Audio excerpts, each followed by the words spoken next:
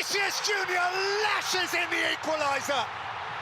বিশ্বকাপের শুরুটা স্বপ্নের মতো হওয়ার কথা ছিল ব্রাজিলের, কিন্তু বাস্তবতা বলছে ভিন্ন গল্প। শুধু জয় হাতছাড়া হয়নি, ম্যাচ শেষে ব্রাজিলের খেলোয়াড়রাই স্বীকার করেছেন প্রথমার্ধে তারা ভয়ঙ্করভাবে ব্যর্থ ছিলেন। মরক্কোর বিপক্ষে 1-1 ড্রয়ের পর সবচেয়ে বিস্ফোরক মন্তব্য এসেছে 25 বছর বয়সী মিডফিল্ডার দানিলোর মুখ থেকে।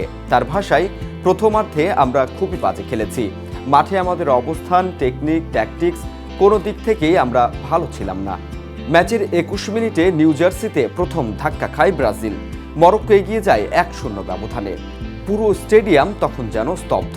তবে 11 মিনিট পর ভিনিসিয়াস জুনিয়রের গোলে সমতায় ফেরে 5 বারের বিশ্ব চ্যাম্পিয়নরা। শেষ পর্যন্ত সেই 1-1 স্কোর লাইনই থেকে যায়। আসল ফল থেকে তৈরি, সম্পূর্ণ প্রিজারভেটিভ মুক্ত ফ্রুটিকা, পিওর মানে ফ্রুটিকা।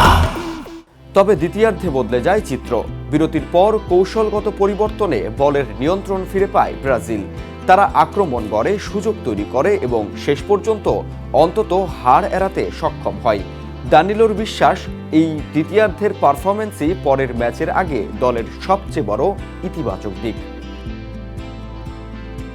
ব্রাজিলের ড্রেসিং রুমেও এখন আত্মসমালোচনার ঝড়। বিশ্বকাপ জিততে হলে এই ভুলগুলো খুব দ্রুতই শুধরে নিতে হবে।